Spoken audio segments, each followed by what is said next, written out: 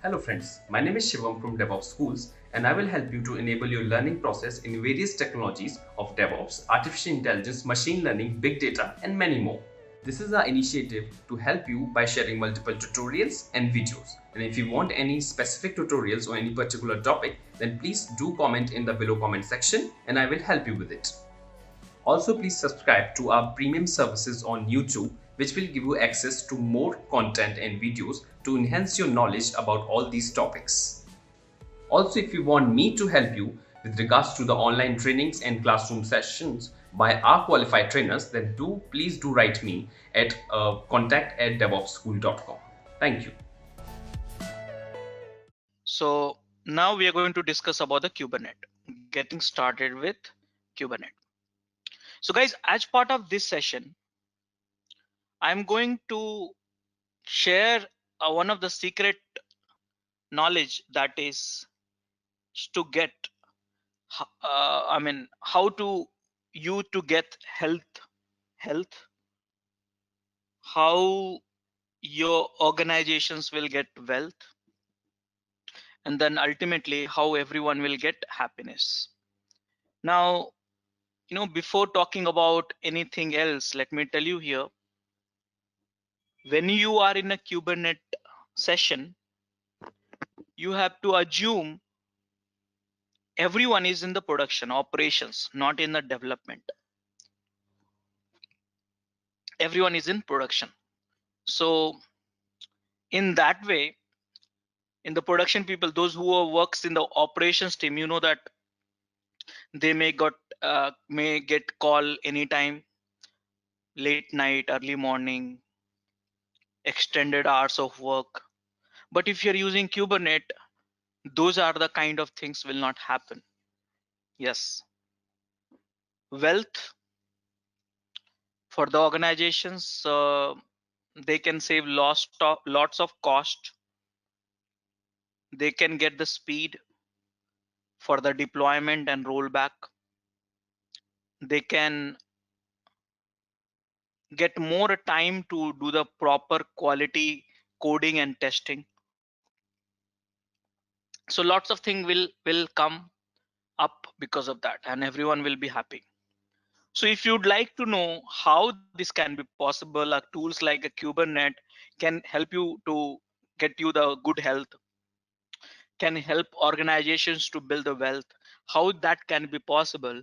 So for that, you have to understand what each Kubernetes, then you will need to understand how Kubernetes works, basically Kubernetes architecture, and then you need to install the Kubernetes, then we need to work with the pod, then we need to work with the deployment services and many more things we need to know. So let's get started. What each Kubernetes? So guys, if you want to understand what is Kubernetes, we need to understand these 4 questions. And the questions are, where did it come from?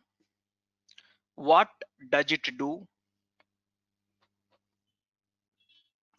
Does the name mean, and why do we have it? These are the 4 questions. If we answer, then we get to know what is Kubernetes. So guys, Kubernetes born in Google. Yeah, Kubernetes is born in Google, and this got donated to CNCF in 2014. Recently, I guess 6 years, 7 years before, and this become open source. Now this tool is written in Golang. If you want to download the source code and many other information, you can go to the GitHub handle, as you see in the slides, and you can get it rest of the things. There is a website also, kubernetes.io. There's official groups also, slake.kets.io, meetups groups also, so you can interact with it. So this is where the Kubernetes is coming from. Now this image is very interesting. Here if I see a Kubernetes and Omega and Bog, DNA is connected with it. Whereas Bog in proprietary, Omega is proprietary, and Kubernetes is open source. So I have a questions in my mind: what is Bog and what is Omega? So let me tell you in a simple way. You have experienced Google services so from last so many years, right? Google Gmail, Google searches, and many other services. Have you ever thought about it that how Google, with a limited few people, they are able to manage such a vast data centers, and in those data centers they are running applications? How that is possible? How they are able to do that? And when you look at those stuff, when you get into those detail, then you find it, okay, they are working on, they're running their vast infrastructure, vast amount of data center, and running their application on the platform called Borg, or the platform called Omega. So here I'm not saying that Kubernetes is an extension of Borg and Omega, but what we are trying to say here is DNA is matching. Why DNA? Because Kubernetes also has certain capabilities. With a minimal people, you can manage vast amount of runtime environment, but in containers, and though it's open source. So yep, Kubernetes can do that. In short, we call it KEDS, but the the name of the Kubernetes has derived from a Greek word which is called Hellsman. The meaning of it is like the person who steers a ship. So understand this way: the size of ship, it can be small fishing boat also, where only one person can, you know, can use and do the fishing and all stuff like that. But the size of ship, it can be petroleum vessels also, maybe 600 meters, 700 meters, or something like that. It can be aircraft carrier also. So it can be anything. Look at the size of ship. But the important part is whether it's an aircraft carrier or petroleum vessels or small fishing boat,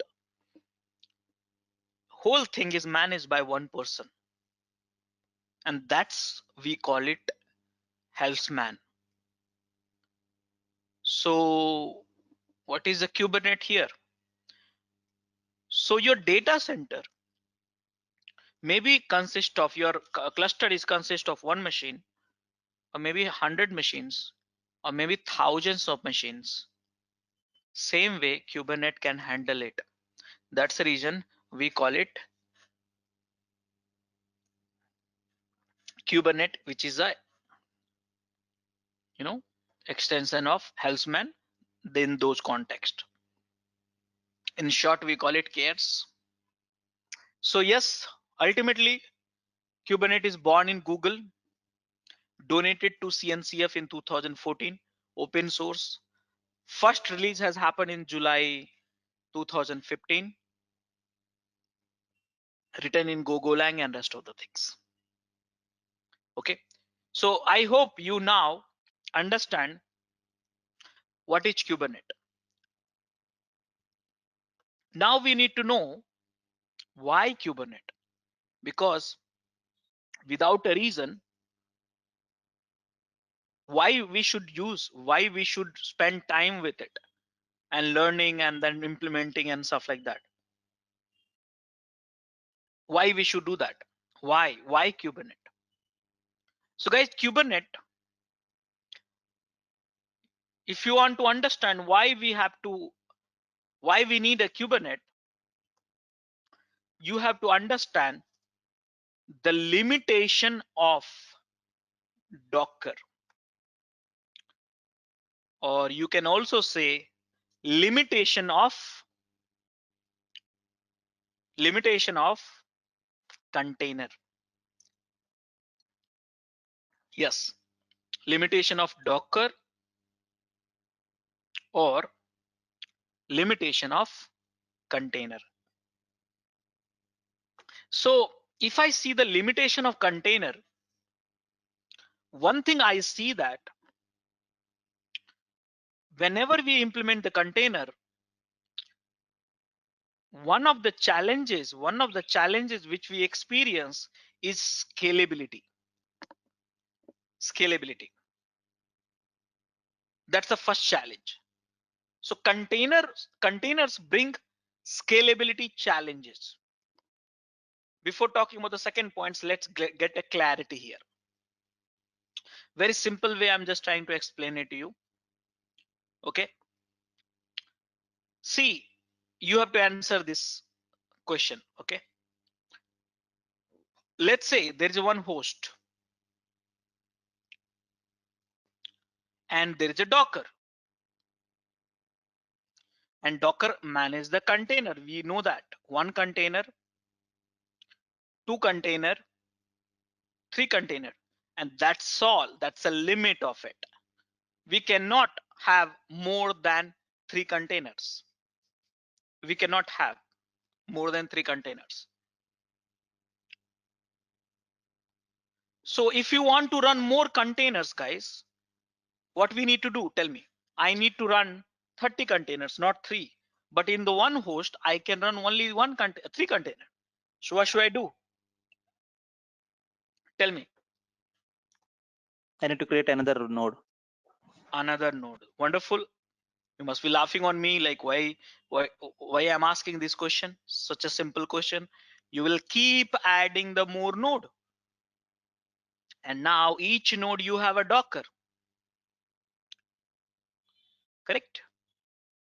Now each Docker will manage container. Okay, I'm not able to draw pictures properly, so please help me. Okay, so these are the four nodes I created. More nodes are here. So now you see that here. Look at this at the operation mindset. Don't think as a developer. Look at that, the operation mindset. I'm the person. Okay, I am the person. I don't have one machine. I have a tens or hundred of host, and each host we have a Docker, and each Docker manage the container. So now the question is in my mind, do I have one tool which can manage multiple hosts? Because Docker can manage only one host. You know that no matter how many CPUs, how many RAM, how many storage you submit to one VM or physical machine, nowadays it's a VM more or less. So that Docker will behave as if it's a one compute unit and they will run the container. But what about I want to run the containers in hundreds of machines? Now who will manage it? That's a question mark.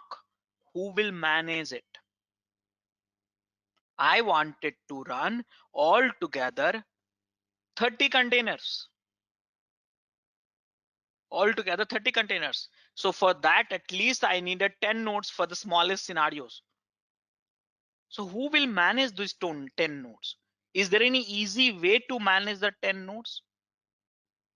Docker has no capability. That's what I said. It has a limitation. When you scale the Docker technology, container technologies to the beyond the host machine, Docker stop supporting it that across the host machine.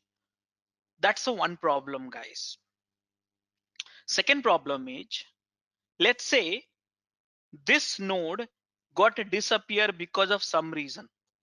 It can be any reason, or maybe this container got corrupted or something has happened to this container. So in those cases, what will happen? Remember, for the production, you need 30 containers to be running at any given point of time. Think about it. Simple logic. I'm not complicating it. For my production servers, I need 30 containers should be running at any given point of the time.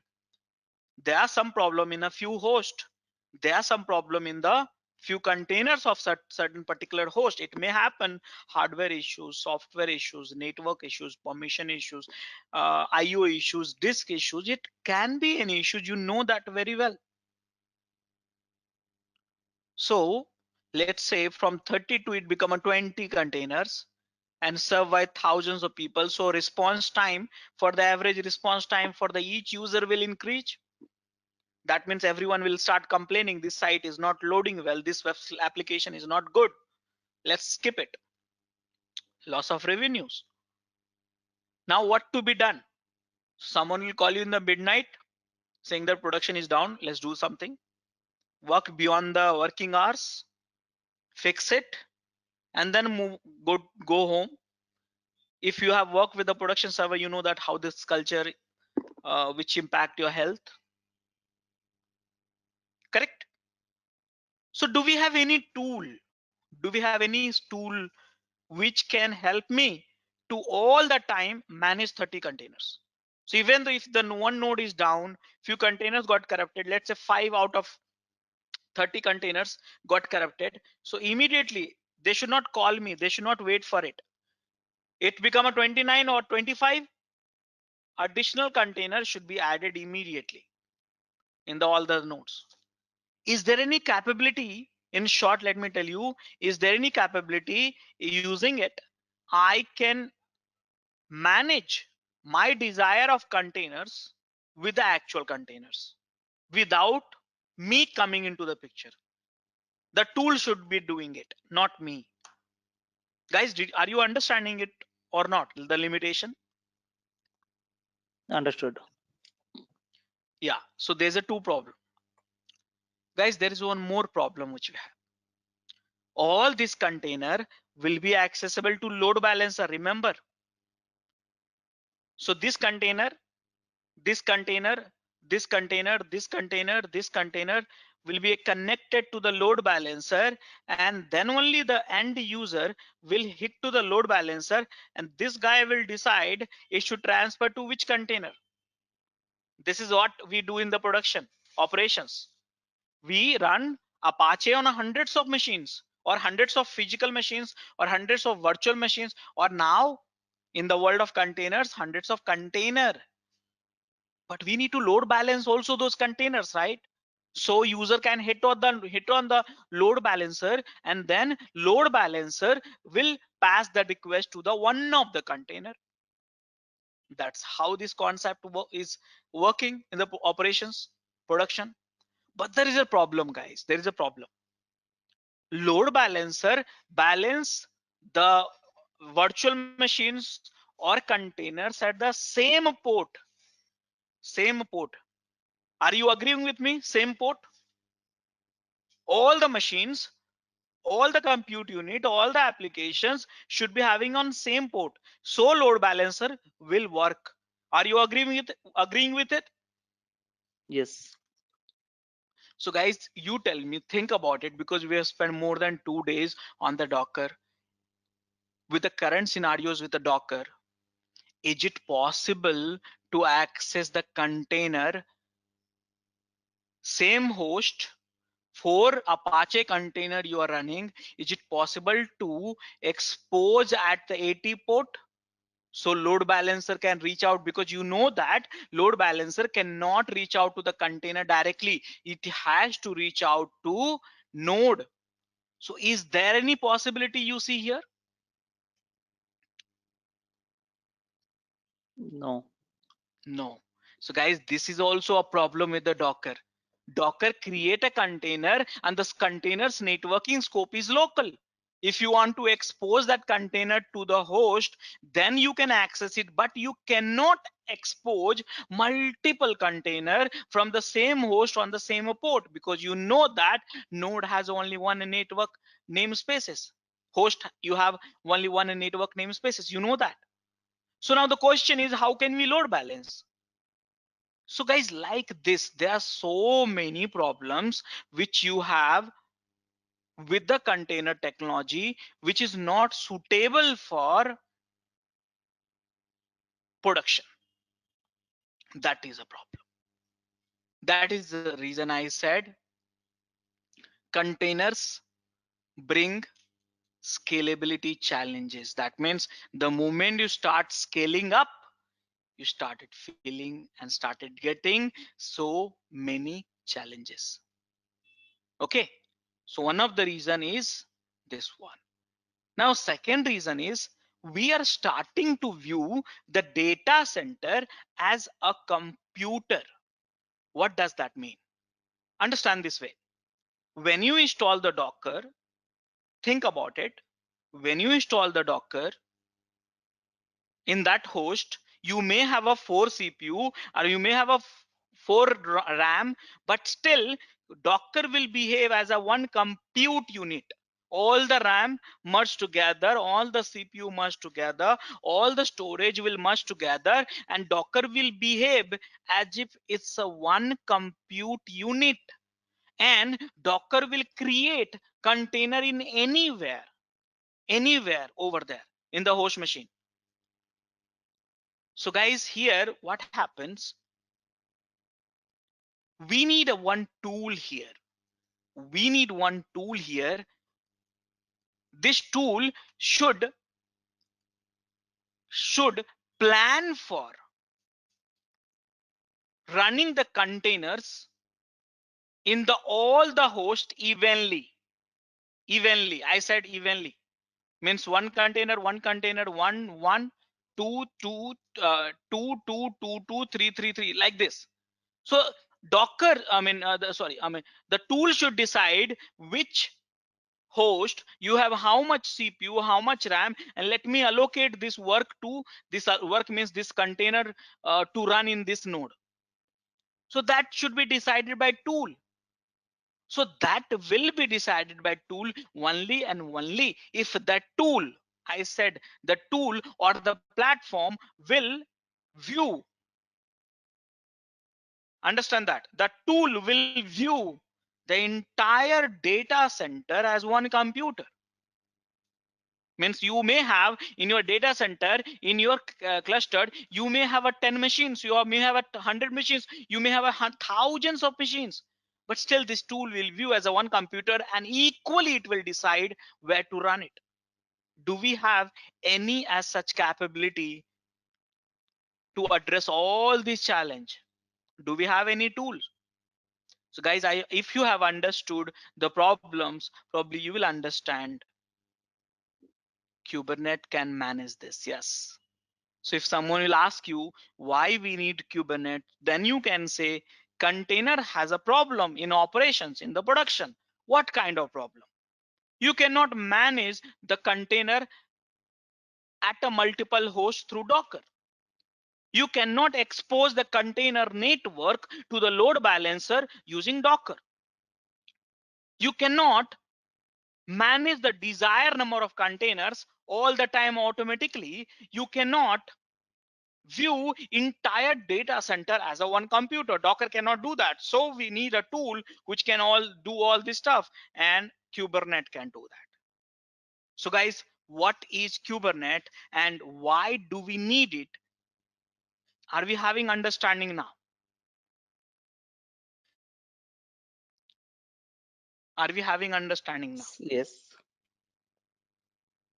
So this is Kubernetes. So guys, same time, with the understanding of what is Kubernetes, why do we need it, you need to change your mindset also. You need to change your mindset. You are not in a development anymore. You are in a production. You are in operations. So you need to build a mindset, something similar to a business owner of the cattle. Think about it. If you have a pet's mindset, then what you will think about it, I'll tell you. Let's say there is a pet in your home. If something goes wrong with the pet, you immediately take to the doctor. You become sad. You feed them, you take care of them, you play with them, everything you do with the pet. But imagine if you are a business owner of the cattle and every day you are supposed to deliver 100 liters of milk through that business. So one day, one of your cattle will not perform well, or two of or five of your cattle will not perform well because of your number of liters of milk which you were supposed to deliver to the client will get impacted. So would you say to your client, boss, please wait, my cattle is not working properly, is not giving a milk, so what should I do? Wait for it, let me correct my cattle, and then I'll come back to you, and then I'll deliver the milk. Would you say as a business owner to your client? Tell me, would you say that? No. No, you do. What you would do, immediately you will replace the cattle with the some cattle who's functioning well. Yes. So same way, guys, change your mindset in this class. You are the operations team, you are in a production. If some of your containers are not working well and remaining containers are working well, no need to be emotional about it. You just need to replace that container with some new containers. Ultimately the 100 containers should be 100 container, it should not be 101 and 99, it should be 100. So now the question is, who will do that? Am I going to do that? No, Kubernetes will do that for you. Kubernetes, if the some of the containers are not well, not working, get some issues in some nodes, no problem. Replacement container will be created. We immediately, with the blink of eyes, I repeat, immediately, with the blink of eyes, your replacement will be created, and then your production is never ever down. So you have to change your mindset in the Kubernetes class. With that, guys, what is Kubernetes? So Kubernetes, we call it container orchestrator. We call it container orchestrator. It can act like it is acting like a workload placement. Workload placement means, see, you have hundreds of node, and hundreds of node, you have to equally decide the number of containers should be running across the cluster. So Kubernetes will do that part on behalf of you. You don't have to do that. And same time, Kubernetes also provide infrastructure abstraction. That means you don't need to know the complexity how the Kubernetes works, but it works. And from the high level, everything is so smooth. All the complexity Kubernetes has hidden within self. And the same time, Kubernetes will help you to manage the desired state. Desired state means I want 100 containers in my cluster. It should be 100 only, not 99, not 101. So this is Kubernetes. Some of the benefit of the using Kubernetes is speed of deployment.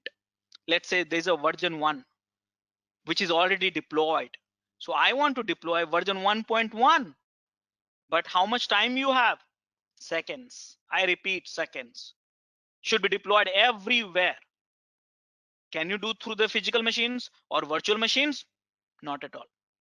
So Kubernetes can deploy the new version of software, and within a seconds, not in 1 or 2 or 5 or 10, hundreds of servers. And same time, ability to observe changes quickly.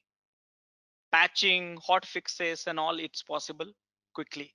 Again, you want to roll back within a second, possible. Ability to recover quickly. And then hide complexity in the cluster.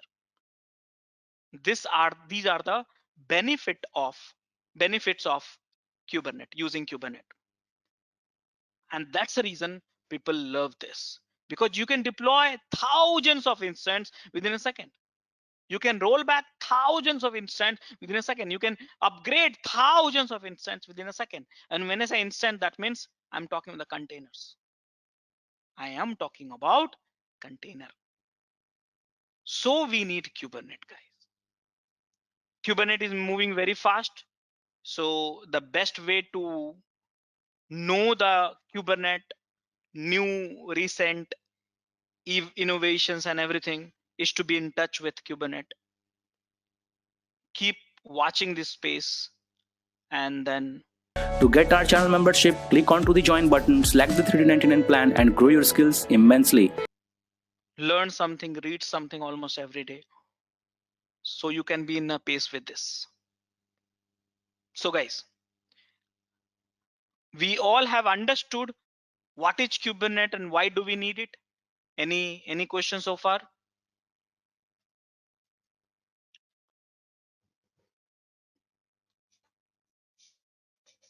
Any questions so far?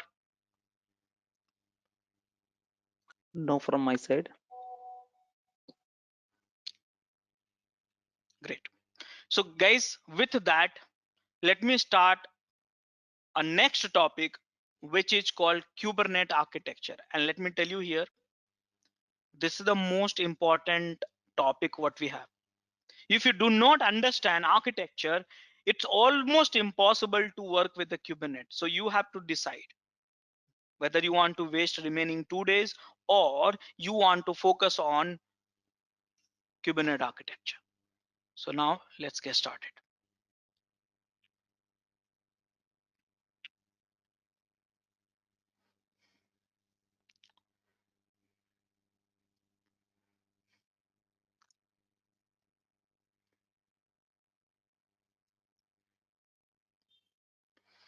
So let's look at the Kubernetes at a big picture.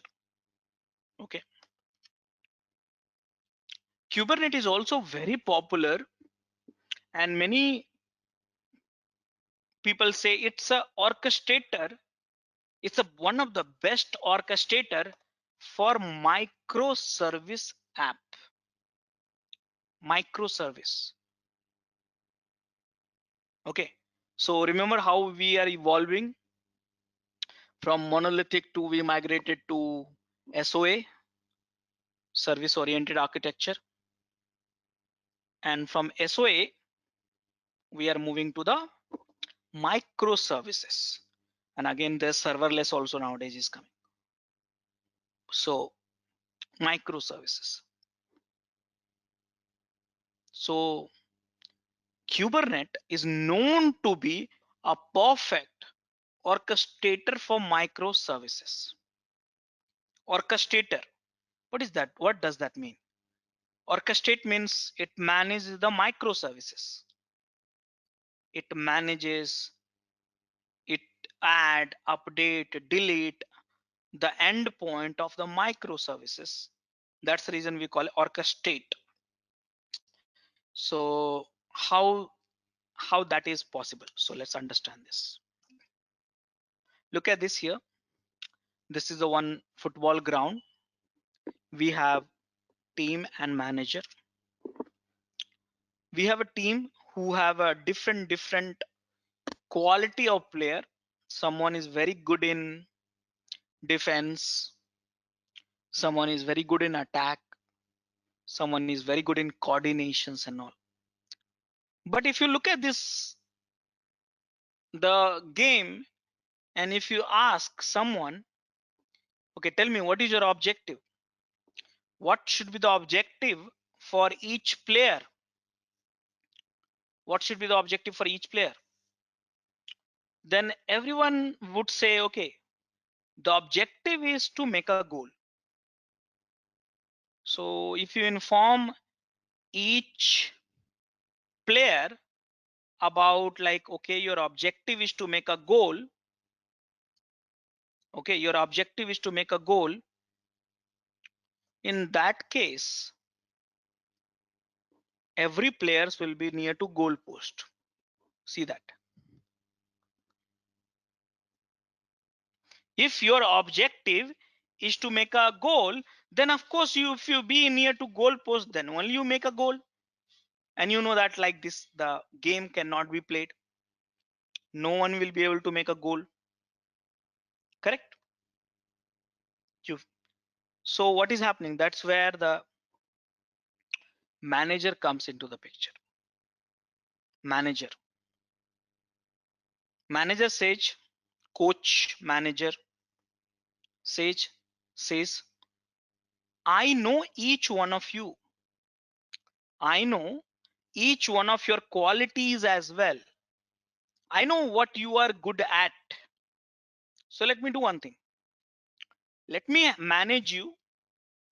Let me orchestrate the plan for it. Manager says, let me orchestrate the plan for it. Who will talk to whom, where do you stand, and what you will do? Everything I will orchestrate, manager says. And if you follow this pattern, then we will be able to make a goal. And in this pattern, we have a 2 strike at the end of it, and then everyone will do the coordinations. So now everyone has got the certain people to communicate with. Not everyone will talk to everyone. And then now you see that when you take the ball with yourself, you cannot run faster than ball. But when you keep passing the ball, then it's become a faster. And that is how the team who is doing the best coordination, they will win. So now here the goal is changed, objective is changed, whom you are going to talk to is changed.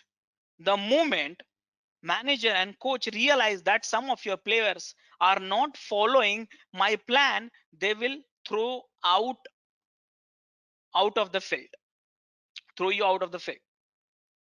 So this is the power of manager, this is the power of coach. They orchestrate entire game plan, and if anyone is not obeying, you are out of it. And that is how the team wins. So understand that, guys. Understand this. Each player, I repeat, convert into a microservices. Yeah, imagine, visualize that in your mind. Now each player convert into the microservices, because you know that in the microservices you don't have 1 or 2 or 3 4 services, you have hundreds of services. And now which microservices will communicate to what? Managed by manager and coach. Look at this. You have a microservices like HTTP, search, auth, MySQL, log, load balancer, and many more things. And these microservices is managed by Kubernetes. See that. Now Kubernetes control each of the microservices. Who should be talking to which microservices? So here you have a 2 HTTPS, 1 load balancer, and remaining 111. Now you see that this is interesting. One HTTPS is the node 1, another HTTPS service is the node 2, and the behavior is same. So this is what it happens. This is what it happens.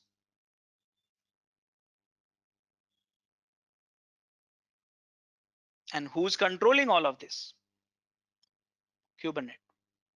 So that is the one of the reason we say Kubernetes is a orchestrator for microservices.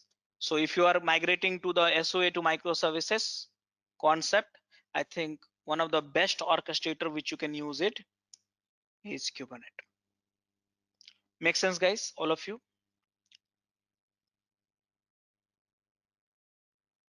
Yes. So with that, guys, in Kubernetes, in terms of architecture, you have one Kubernetes cluster. You can look at the image on the screen. You have a Kubernetes cluster, and cluster has 2 primary component.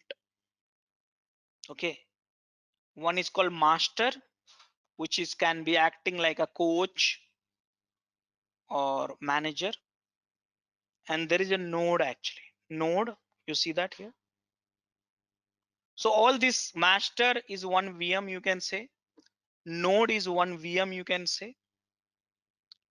Multiple node and one master, or multiple node multiple master for HA capability, you may have it. and together they are forming a cluster. If you look at this one more image, there is a package which is talking to the master, which is being sent to the master. So basically it's very simple. We develop that package which you are sending to the master, and from there onwards, this is the master's job to make sure that whatever you wrote in the package has to be delivered at the each node of the cluster. This whose job is master, not your jobs. You just write a package, send it to the master, and then master will do rest of the things with all the remaining nodes. So node plus master coming together, and we call it a cluster, KX cluster. Where is the master is in charge, and the node is the doing the real work. Real work means running your containers. So master is just managing all of it, but the real work where the container is running is at node. Now guys, one thing I see here in this image, if you look at it very carefully, we write a deployment package sent to the master. Master manages multiple node, but here if I see node has a pod. What is a pod? I'm just trying to find out what is pod. But I see, when I see clearly, inside a pod there is a one container actually. That is the image of the container. So you have a node, inside a node you have a pod, and inside a pod, you look at this here very carefully, that image. Inside a pod there is a container. Okay, but I know container, I understand what is node, I understand what is a master, but what is a pod? So for time being we don't know, but soon we'll come to know what is a pod. But one thing we know, that pod has a container, and pod you run in the node. But what is a pod? We don't know, so we'll come to know in some time. So guys, let's figure it out. Master components first. What are the components we have in the master? Let's figure out first of all. This master server we also call a control plane. Yes, we also call this as a control plane.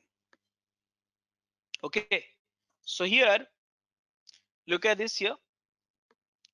Master has to be a Linux and a 64-bit.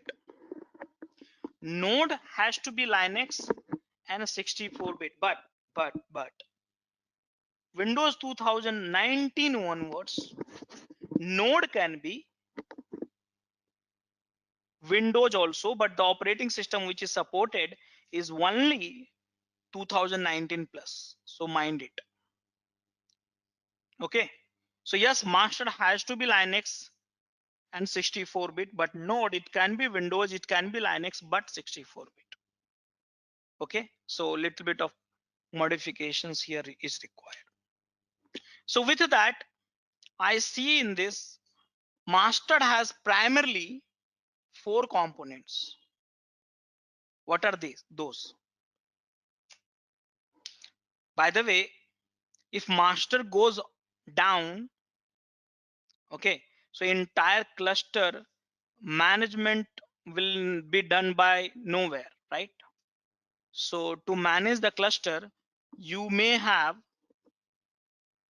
high availability of master. That means you can have a multiple masters, for example 3, 5, 7 or something like that.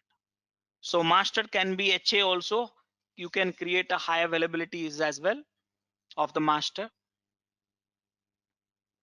Here if I look at this very carefully, guys, this is a very important image. Master have 4 components.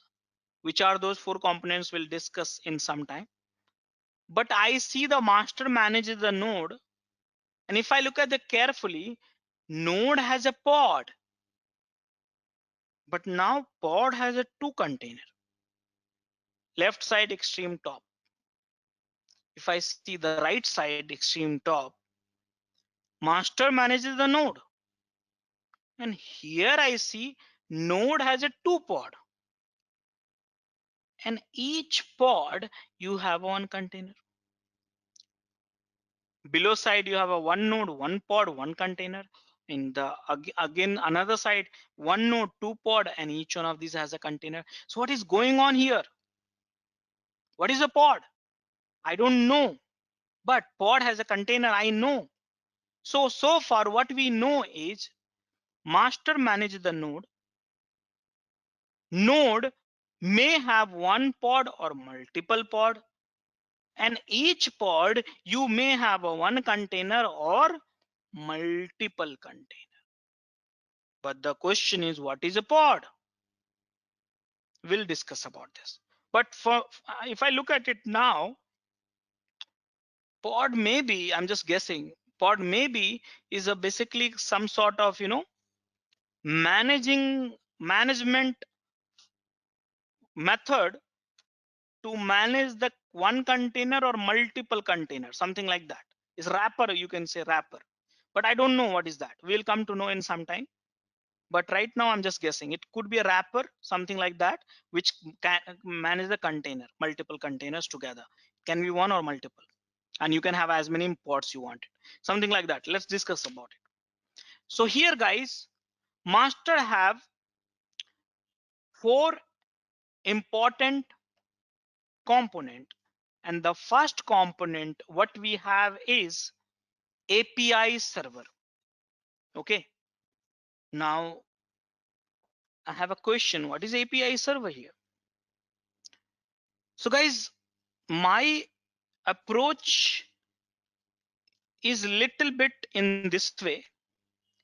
Whenever I hear any keyword, any word, I try to break it apart to understand the meaning of it, because name itself has hidden meaning of it. So we call it this as a API server. So I know API. What is API? API is basically one endpoint. Okay. So if I reach to that endpoint, I'll get some features, some work done. That's called API. API, you just go, let's say, create something or delete something or modify something, some objects. So that's a API. But second keyword, if I look at this, is server. That means this is the component which contain all the APIs supported by Kubernetes at one place. Yes. So first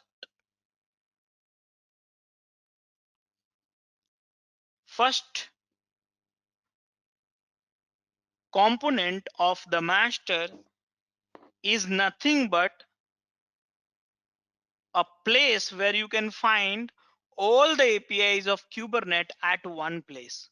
And that all feature of Kubernetes at one place, accessible at one place, that is called API server. Are you able to understand this, guys?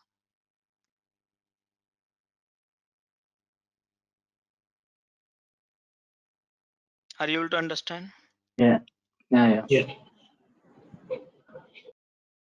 So this is the API server, not API. Collections of API. So whatever, in short, let me tell you in straightforward line. Okay. Whatever the feature you have in the Kubernetes, if you want to access it, API server. Okay, API server. Now let's go for second component. Before that, let's do the little bit of reading also. API server, we call it a front end to the control plane. Okay, control plane means master itself is known as a control plane. You can call master or control plane, both are same. So basically it's a front end to the control plane and exposes the API, REST API. That means this is you can access through the REST API. And if you want to send any instruction to API server, then you have to send into the format of JSON. Okay, other format they don't support, only JSON. That's called API server. Now second component, if I see, we call it cluster store, also known as etcd. Okay, so what is the job of this component, cluster store? What is the job of the cluster store? So guys, job of this cluster store is to have the persistent storage. Guys, Kubernetes cluster, we do lots of things, lots of things we create, lots of things we update in the cluster, lots of things get destroyed also in the cluster automatically. So somewhere we should be having the persistent storage, so we can query that storage and get to know what is the information here and there. So basically this is the component which is called, we call it a cluster store. Basically it's a persistent storage, persistent memory, persistent knowledge about your cluster. If this is lost, you lost everything. It's like this, your memory in your body, you have a memory, right? If memory is lost, your full body is not functional at all. If you want to know my experience, everything will come from my memory.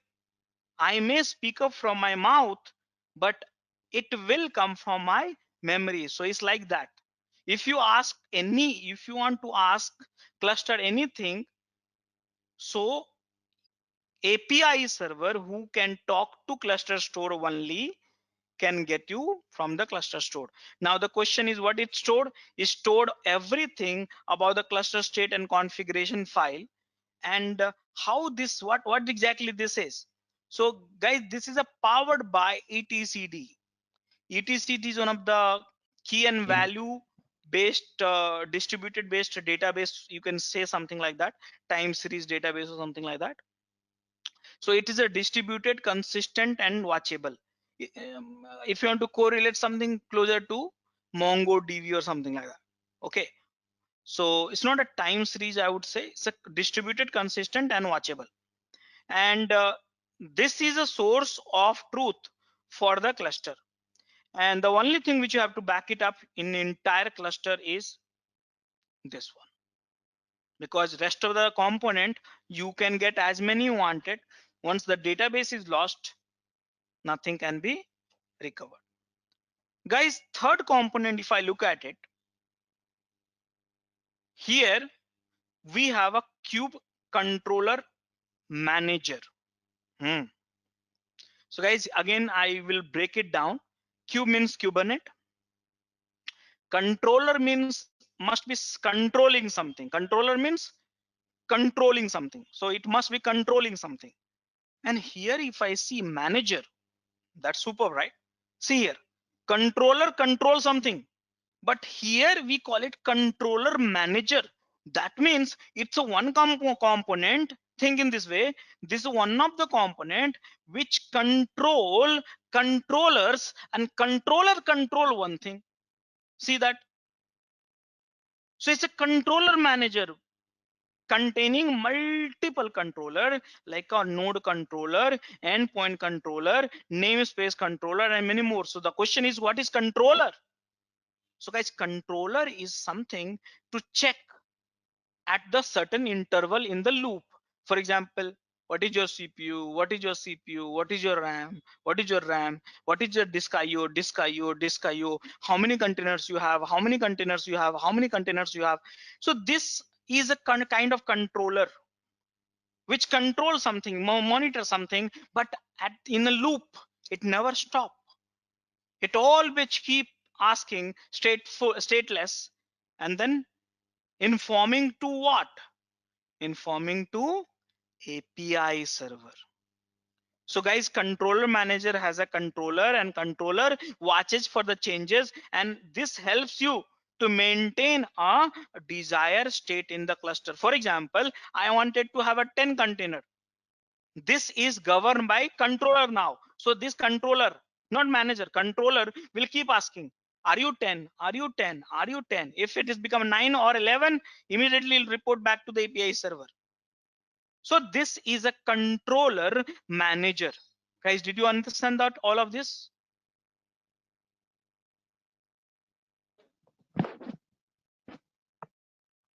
All of you?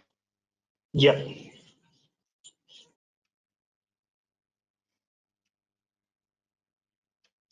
And last one is, guys, scheduler. Scheduler basically schedule the work. Schedule the work. See, there's a difference keyword, okay? Different in keyword. Scheduling is different thing. Doing is different thing. Okay, so understand that. So scheduler schedule the work, assign the work, not doing self. Assign the work, but to whom? To nodes, the nodes which I was talking about, worker.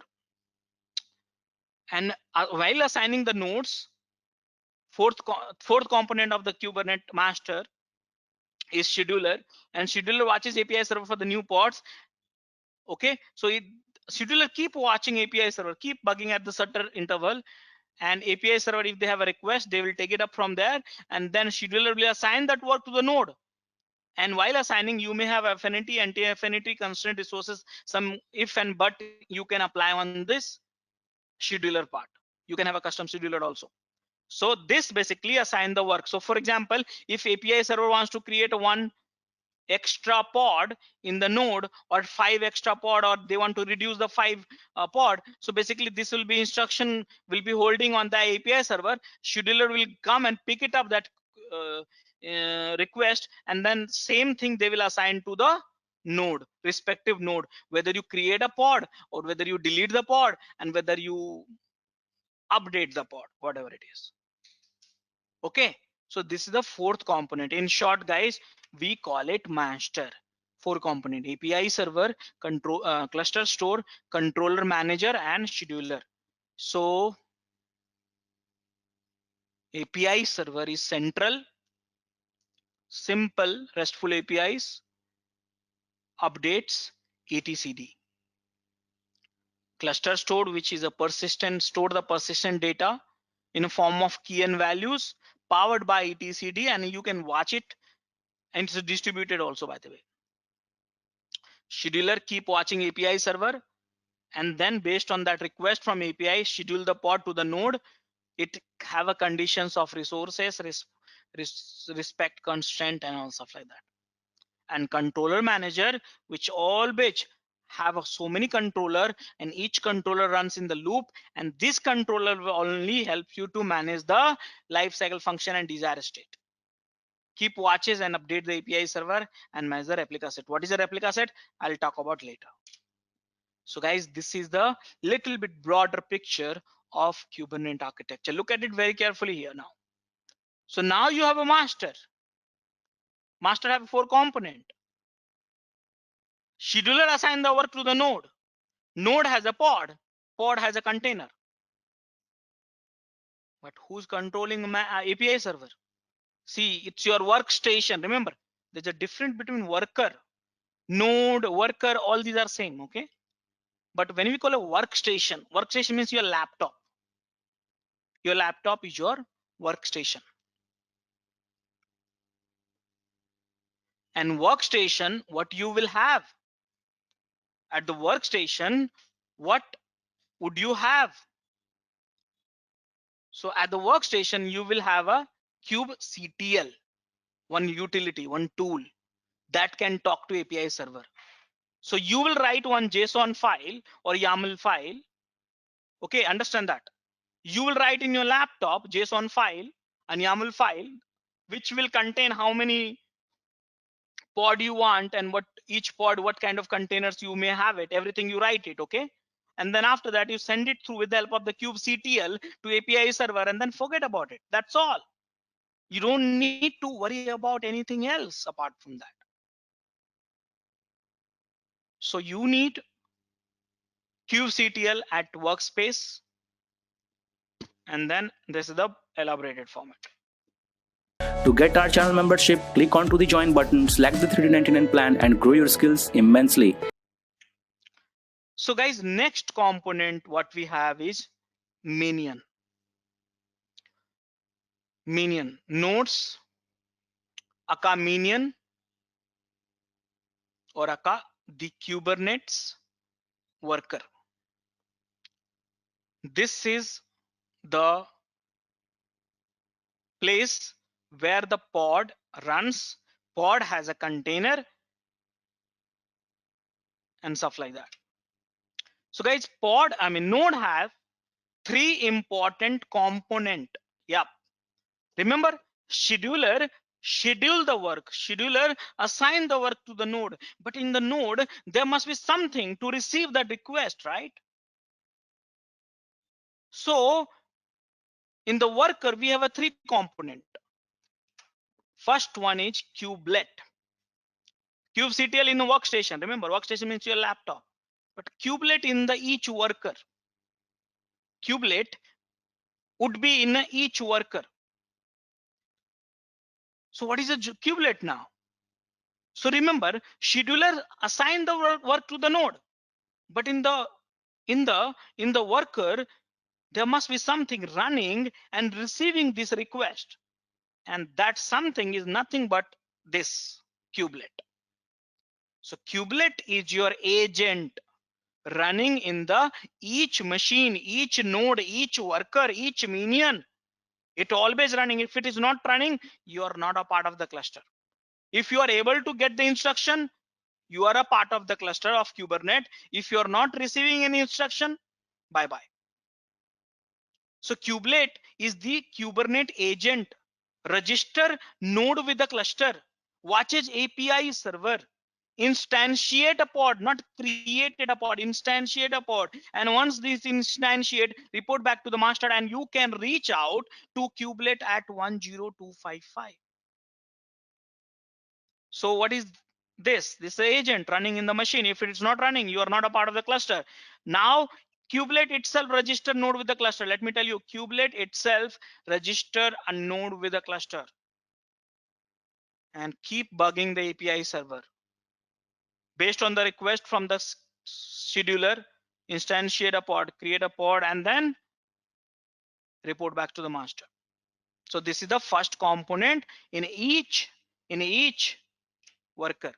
Second component we have is Docker. It can be Rocket also, and that's the advantage of Kubernetes, guys. So I don't think so I have to tell you something about the Kubernetes Docker, because spend more than 2 days on the Docker. So are you comfortable right now? Second component, container engine Docker. Yes. So guys, here look at the tricks here.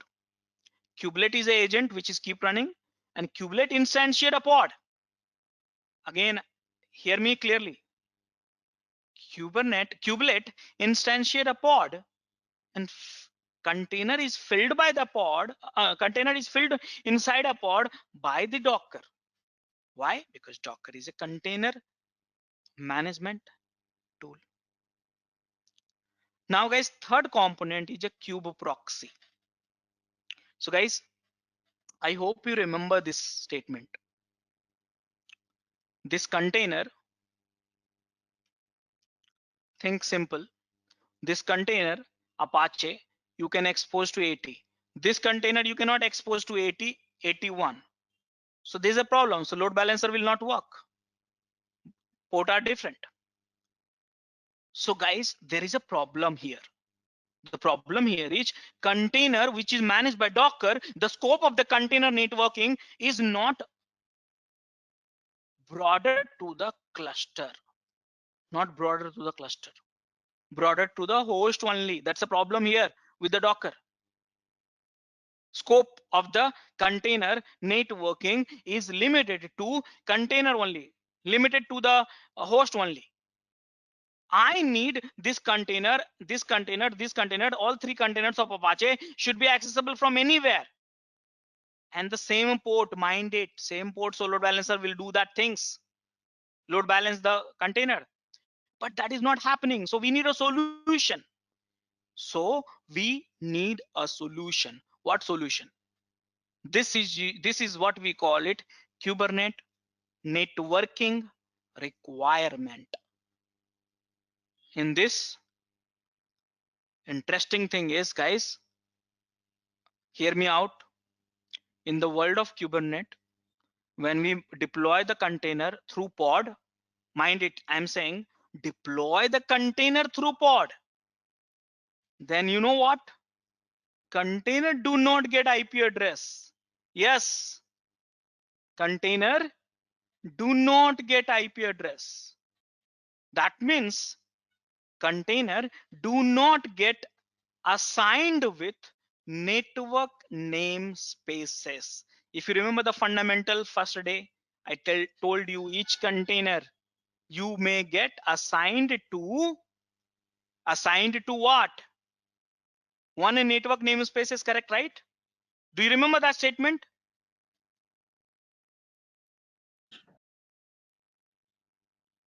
Guys, are you there? Hello? Yes, Rajesh. Yeah. So are you there? Let me do the voting, guys. How many of you are in chat? Please say yes in the chat window.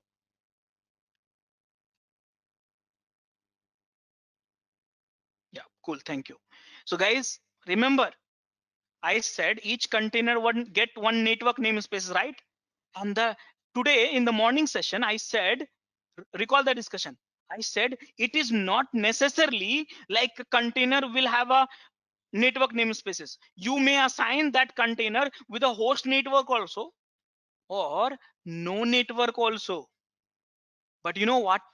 Here they are doing what they are doing. Look at this here. Hear me out very carefully.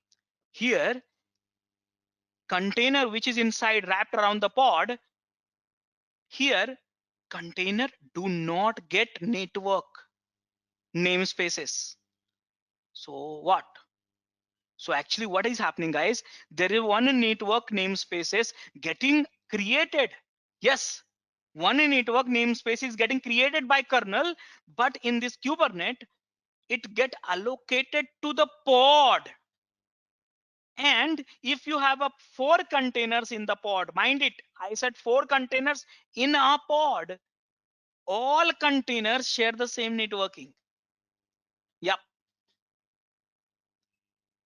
That means here one network namespace is being shared by multiple container. Are you understanding me or not? It's understanding. Yeah. So guys, see that how beautifully they are playing. So what is happening? The Kubernetes networking requirement, as part of this requirement, guys, all pod can communicate with each other on all nodes. All pod means, now convert this image. I know this image is not good. I know this image is not good, but now convert all this container into the pod. So now let me change the color. So this is a one pod. This is the one pod. This is the one pod. This is the one pod. This is one pod. This is one pod. This is one pod. This is one pod. This is one pod. This is one pod. All this pod are of Apache only. Inside a pod, you have a container. Pod get network namespaces. Now the requirement is all pod can communicate with each other on the all nodes. That means this pod can be reachable by anywhere. This pod can be reachable by anywhere in the cluster. That's the first networking requirement. What will happen? See here.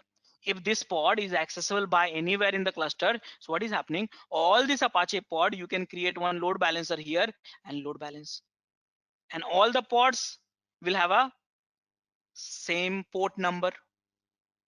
So here you can load balance. So see that across how beautifully they played. So that is what I'm talking about.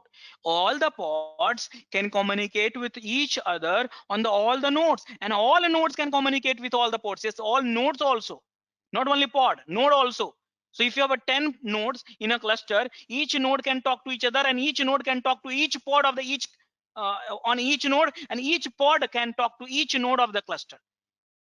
And no natting should be allowed without NAT. So who will do that for you? Qproxy. This is the third component which is there in each cluster, each worker, which is making this possible. So if you want to know more about it, deep dive into more about it, learn the networking concept, guys. Bridge and all, you might have tried a little bit of it. So Qproxy. So what exactly Qproxy is? A Qproxy is a third component which is lying in the each node, each worker, which manages the IP address of the pod. Yes.